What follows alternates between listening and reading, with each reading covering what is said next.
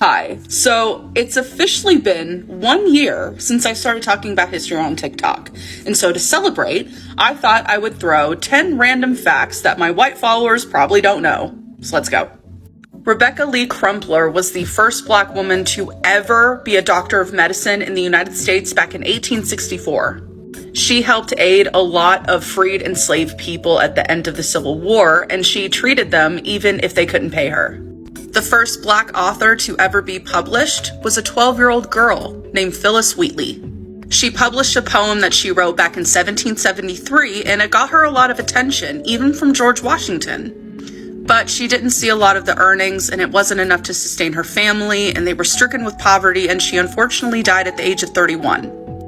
Hattie McDaniel was the first Black woman to ever win an Oscar for her role in Gone with the Wind, but she was not allowed to attend the premiere because of the Jim Crow laws that were in Georgia at the time. The ban on interracial marriage was overturned because of one couple in 1967. Mildred and Richard Loving were trying to leave Virginia to get married because there was laws there at the time.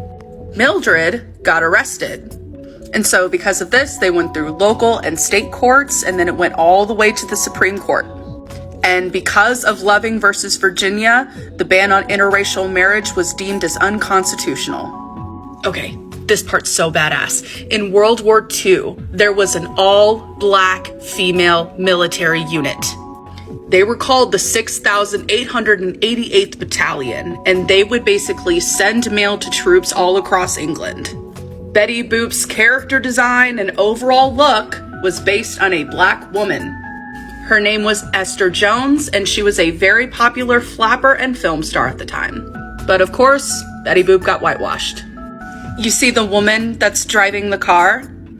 That is Madam C.J. Walker, and she was the first female to be a self-made millionaire. The richest man to ever live was a Black man. His name is Mansa Musa, and he was the ruler of Mali back in 1312. After doing a little bit of math, his net worth today would be $400 billion. That's more than Elon Musk, and that's more than John D. Rockefeller. There's a musician named Daryl Davis who spent 30 years of his life helping 200 people leave the KKK. And last, Eugene Bullard was the first Black pilot in history. In World War I, the U.S. Air Service denied him entry, and so he ended up fighting for the French. Thanks for 1 year!